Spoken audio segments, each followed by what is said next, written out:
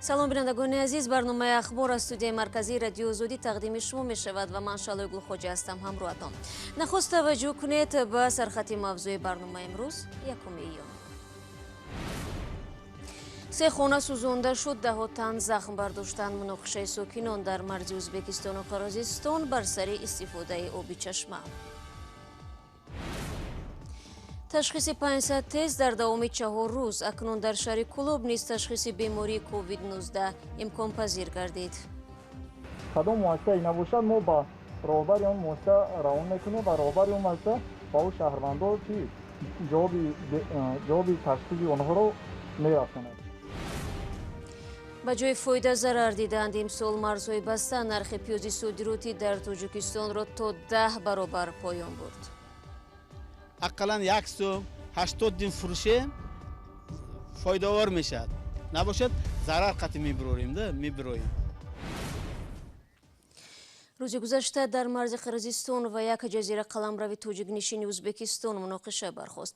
Дар пайи ҷанҷоли сокинони ду тарафи марз ки ба хушунат печид, чандин нафар маҷрӯҳ ва бархи хонаҳо ба кӯми оташ кашида шуданд. То ба ҳол тақрибан 5% марзи муштараки Ӯзбекистону Қирғизистон тақсиму аломатгузорӣ нашудааст. Сарҳади сух аз ҳамин қабил порчаи марз аст ва дар ин ҷо байни мардуми ду тараф барои обу замину чарогоҳ ҷанҷол мехезад. Тафсилот ро аз Искандари Хоҷамирзода мешунавем. дар пайи муноқишаву сангандозии сокинони минтақаи наздимарзии Қирғизистон ва ҷазира қаламрави тоҷикнишини Ӯзбекистон даҳҳо нафар аз ду тараф маҷрӯҳ шуданд. вазорати тандурустии Қирғизистон 1 июн хабар дод ки дар ин бархурд 25 шаҳрванди ин кишвар ҷароҳат бардоштаанд. муноқиша дар минтақаи баҳсбарангез миёни ноҳияи сухи Ӯзбекистон ва вилояти Ботканди Қирғизистон ба вуқӯъ пайваста аст. вазорати тандурустии Қирғизистон гуфтааст, аз миёни маҷрӯҳон 4 нафар ба шифохонаи шаҳри Айдаркен фиристода шудаанд. ҳоли 2 нафари онҳо баъди ҷарроҳӣ вазнин арзёбӣ мешавад. бино ба гуфтаи сокинони ҷазира қаламрави сухи Ӯзбекистон, дар ин муноқиша 16 сокини маҳаллӣ маҷрӯҳ шудаанд, вале мақомоти Ӯзбекистон шумори ҷароҳатбардоштагонро тасдиқ ё рад накардаанд. идораи марзбонии Ӯзбекистон бо нашри як баёнияи кӯтоҳ гуфт, вазъият дар минтақаи марзӣ зери назорат аст ва мақомот аз ҳарду ҷониб дар маҳалли ҳодиса кор мебаранд. сангандозӣ ва муноқиша байни сокинони деҳаи қирғизии Чечме ва сокинони маҳаллаи Чашмаи Сух нимарӯзии 21 май ба вуқӯъ пайваст. бахши қирғизии радиои Озодӣ бо такя ба иттилои мақомоти ин кишвар мегӯяд, зимни поксозии чашма баҳси лавзӣ бар сари он ки чашма ба кӣ тааллуқ дорад, ба ҷанҷолу занозанӣ ва хушунат печидааст. сокинон аввал тарафи ҳамдигар сангпартоӣ карда, баъдан ба оташ задани чанд хона шурӯъ кардаанд.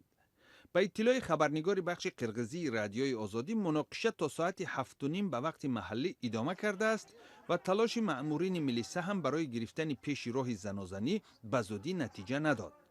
ҷазира қаламрави сухи Ӯзбекистон дар дохили Қирғизистон яке аз минтақаҳои умдатан тоҷикнишин дар марз бо вилояти Ботканд аст. сокинони маҳаллаи Чашма ҳам аксаран тоҷикон мебошанд.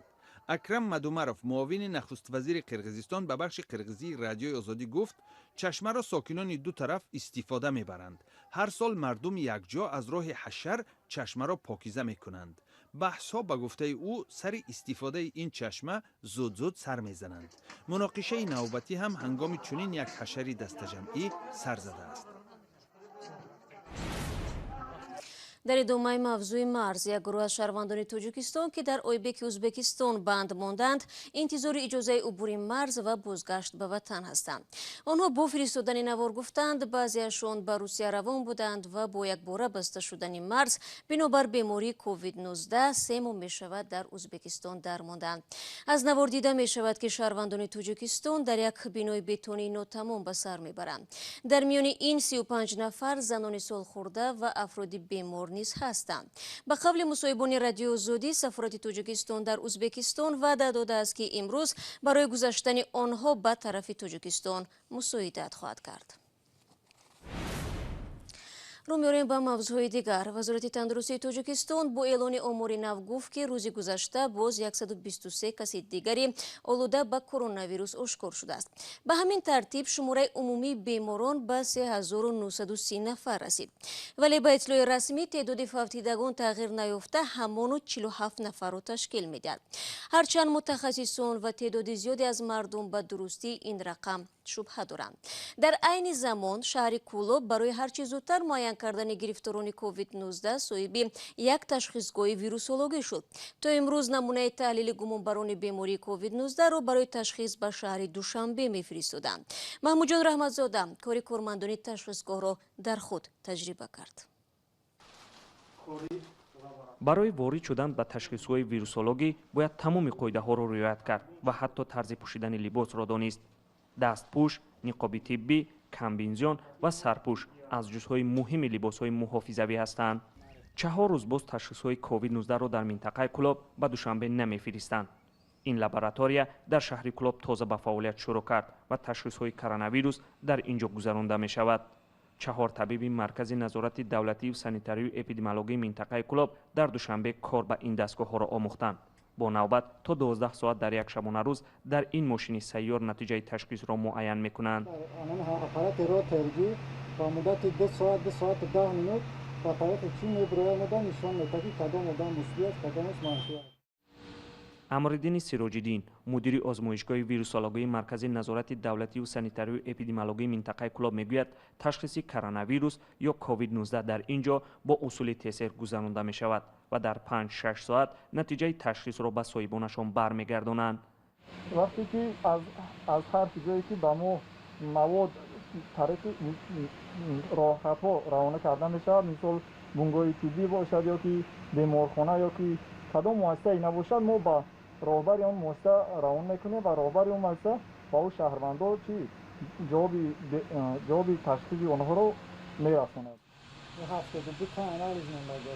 در این 4 روز فعالیت این مرکز تشخیصی حدودی 500 تست از ساکنان منطقه گرفته شده از تشخیص گذشته‌اند. در گذشته طبیبان و ساکنان از نبود چنین تشخیص‌ها شکایت می‌کردند و به تشخیصگاه‌های دوشنبه رو می‌آوردند یا بیشتری وقت از گذاشتن تشخیص دست می‌کشیدند.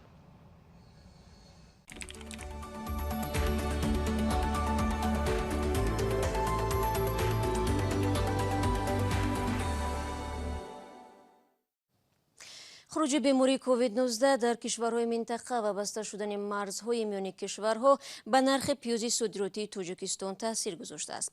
کشاورزان میگویند آنها امسال از حاصل پروریده خود برعکس زیان برداشتند. چند پیشتر دهقانان ناحیه نورآباد شکایت داشتند که مقامات پالیزی‌های دوباره کشته‌شان از جمله لونده‌های پیاز را ریشه‌کن نموده طلب کردند در همه جا تنها کارتوشکا بکارند. برای یوسفی موضوع را پیگیری نمود. ҳосили фаровон ва пандемияи коронавирус қимати ҳосили пиёзи содиротии кишоварзони тоҷикистонро дар қиёс ба соли гузашта то 10 баробар поин овардааст. ҳоло ки марзҳо баста ва имконоти содирот маҳдуд аст, тоҷирон 1 кило пиёзи бозаҳмат парваридаи кишоварзонро ба таври умда аз 30 то 60 дирам мехаранд. имсол худоба шукр 40 дирани харидем. порсол 3 сум 20 сини харида будем. имсол деҳқоно нас кор кардам ҳосил бисёртар 40 дирами шудааст, ҳамин бора гирифтаистем. солҳои қаблӣ ҳосили пиёзро кишоварзони шаҳри турсунзода ба воситаи мошинҳо аз тариқи марзи ӯзбекистон асосан ба русия содир мекарданд. ҳоло тоҷирони умдахари дохилӣ маҳсулотро аз кишоварзон харида ба вилояти суғд интиқол медиҳанд ва аз он ҷо баъдан баъди коркард ба русия содир мешавад. поиншавии қимати ҳосили имсолаи пиёзро содиркунандаҳо ба чанд омил марбут медонанд. аз ҳисоби ҳосилноки баланд имсол дасти деҳқон ҳосил ҳаст, лекин кашиш камтар сустар. фурӯш сустан имсол дар Русия. ба ҳисоби ба фикрам ки карантин шудем. кор нашудааст. кишоварзон мегӯянд бо қимати аз 30 то 60 дирам фурӯхтани 1 кило пиёз хароҷоти парвариш ва ҷамъоварии зироаташонро бароварда намесозад. ба хотири адами имконоти нигаҳдории ҳосил онҳо маҷбуранд бо қиматҳои поён маҳсулоташонро фурӯшанд. агар пиёза 60 дирам 50 дирам расходаш мешад, ақаллан 1 сум 80 дин фурӯшем фоидавор мешад. набошад зарар қати мебироем. ҳозир зарар қати баромада шудем. соли 2018 дар мавсими ҷамъоварӣ қимати 1 кило пиёз то 20 дирам поин рафта буд ва бархе кишоварзон ҳосилро аз киштзор ҷамъоварӣ накарда заминҳоро шудгор карда буданд. Зеро мегуфтанд барои ҷамъоварӣ бояд ба коргарон ҳақмузд диҳанд ки бо ин қимати паст ҳатто барои пардохти маоши онҳо кифоят намекунад. ба фарқ аз пиёз ҳоло қимати картошка аз маҳсулоти дигари ниёзи аввалия дар тоҷикистон дар мавсими ҷамъоварӣ ба 4,5-5 сомонӣ баробар аст. дар оғози мавсим қимати 1 кило картошкаи барвақтӣ то 10-15 сомонӣ боло рафта буд. бар асоси омори вазорати кишоварзӣ тоҷикистон дар соли 2019 бо арзиши 18 миллион доллари амрикоӣ маҳсулоти кишоварзӣ содир кардааст ки нисбат ба соли 2018 ҳудуди 2 миллион доллари амрикоӣ бештар будааст. дар соли 2019 содироти пиёз ва меваи зардолӯи тар афзоиш доштааст. бинандагони азиз, то ин лаҳзаи барнома дар бораи ҷанҷоли марзӣ дар Ӯзбекистону Қирғизистон гузориш доштем. Аз банд мондани даҳҳо тоҷикистонӣ дар интизори бозгашт ба ватан низ хабар додем. Ҳамчунин аз таъсиси ташхисгоҳи COVID-19 дар Кӯлоб ва 10 баробар поин рафтани нархи пиёзи содиротӣ дар Тоҷикистон ҳам гуфтем. Ҳоло ба огаҳӣ таваҷҷӯҳ кунед ва баъди он барномаро пай мегирем. Бо мо бимонед.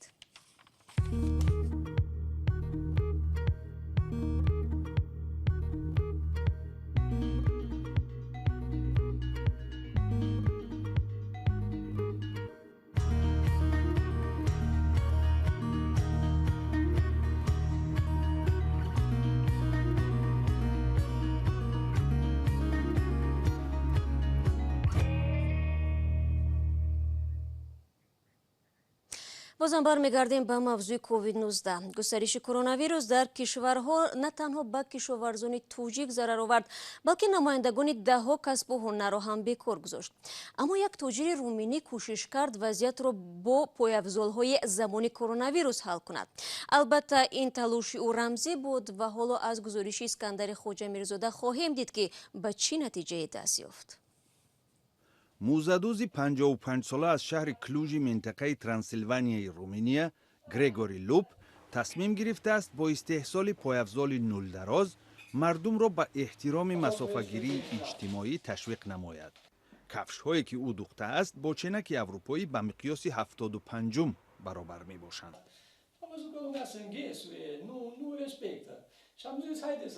ман мушоҳида кардам ки мардум ҷамъ шуда ба қоидаи масофагирии иҷтимоӣ аҳамият намедиҳанд. ба худ гуфтам ки онҳоро ҷазо хоҳам дод. шояд ба касе ин шакли пойафзол писанд ояд ва бо ин роҳ ӯ масофаи иҷтимоиро риоя намояд. луб ки 39 сол инҷониб пойафзол медӯзад, мегӯяд агар ду нафар бо пойафзоли миқёси 75 рӯ ба рӯи якдигар қарор гиранд, масофаи байни онҳо 1,5 метрро ташкил хоҳад дод.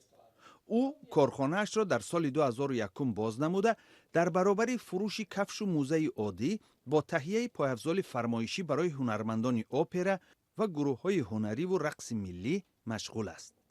сирояти коронавирус боиси лағви ҳунарнамоиҳову ҷашнвораҳои ҳунарӣ гардида, тиҷорати лупро бо бунбаст мувоҷеҳ кард. дар Руминия 18791 ҳодисаи сирояти коронавирус ба қайд гирифта шуда, 1240 нафар аз он ба ҳалокат расидаанд. писар аз 15 май ин кишвар ба тадриҷ коҳиши карантину маҳдудиятҳои марбут бо сирояти коронавирусро оғоз намуд. луб ба оянда бо назари нек нигариста таъкид мекунад ки дар ибтидо пойафзоли нулдарозро барои ҳунармандони саҳна офарида буд, вале баъзе муштариёни маъмулӣ ҳам аз ӯ чунин кафши чармӣ дархост намуданд.